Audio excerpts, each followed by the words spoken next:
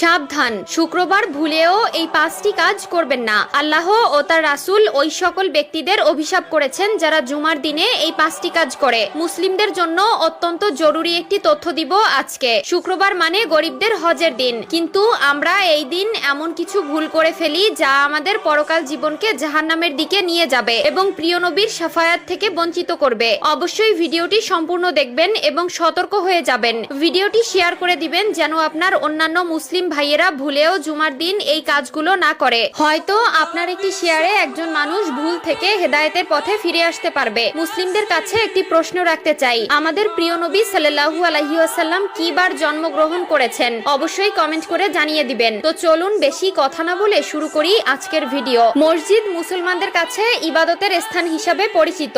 এরপরও আমরা মসজিদে এমন কিছু কাজ করে থাকি যা মসজিদের পবিত্রতা নষ্ট করে। তাই মসজিদের পবিত্রতা রক্ষার জন্য কোরআন হাদিসে নিষিদ্ধ বিষয়ের উপর লক্ষ্য রাখা উচিত। 1 নম্বরে কোনো নামাজি অন্য নামাজিকে উঠিয়ে দিয়ে বসা যাবে না। রুদ্দুল মুখতার 630। মসজিদের ভেতরে প্রতি ওয়াক্ত নামাজ একই স্থানে আদায় করার জন্য কোনো লোক নির্দিষ্ট জায়গা রাখতে পারবে না। 2 নম্বরে রয়েছে মসজিদে হারানো বস্তু তালাশ করা যাবে না, কারণ মসজিদে দ্বীনের কথা বা কাজ ব্যতীত অন্য কোনো কথা বা কাজ করা নিষেধ। মিশকাত শরীফ 654। হযরত আবু হুরায়রা রাদিয়াল্লাহু তাআলা আনহু হতে বর্ণিত, রাসূলুল্লাহ সাল্লাল্লাহু আলাইহি ওয়াসাল্লাম বলেন, তোমাদের কেউ যদি মসজিদে হারানো বিজ্ঞপ্তি দিতে শুনে তাহলে সে যেন বলে, আল্লাহ তোমাকে ওই জিনিস ফিরিয়ে না দিক, কেননা মসজিদ এই সকল কাজের জন্য নির্মাণ করা হয়নি। মুসলিম শরীফ 568। 3 নম্বরে মসজিদে দুর্গন্ধময় কোনো জিনিস খেয়ে বা নিয়ে প্রবেশ করা নিষেধ। মিশকাত শরীফ 655। রাসূলুল্লাহ সাল্লাল্লাহু আলাইহি ওয়াসাল্লাম বলেন, যে ব্যক্তি দুর্গন্ধযুক্ত খাবার খায় সে যেন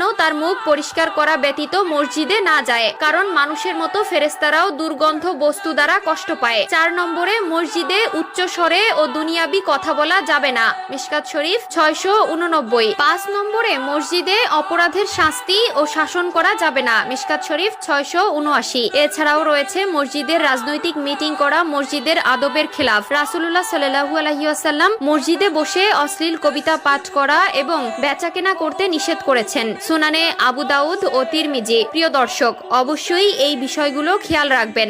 মসজিদে আপনার দ্বারা যেন কেউ কষ্ট না পায়। মসজিদ হলো আল্লাহর ঘর। আমাদের অধিকাংশ মুসলিমরা দিনের 5 ওয়াক্ত নামাজ আদায় না করলেও শুক্রবার জুমার দিন ঠিকই নামাজ আদায় করে, আর এই দিন এই ভুলগুলো সবাই করে থাকে। আল্লাহ আমাদের সবাইকে সঠিক বুঝ দান করার তৌফিক দান করুক, আমিন।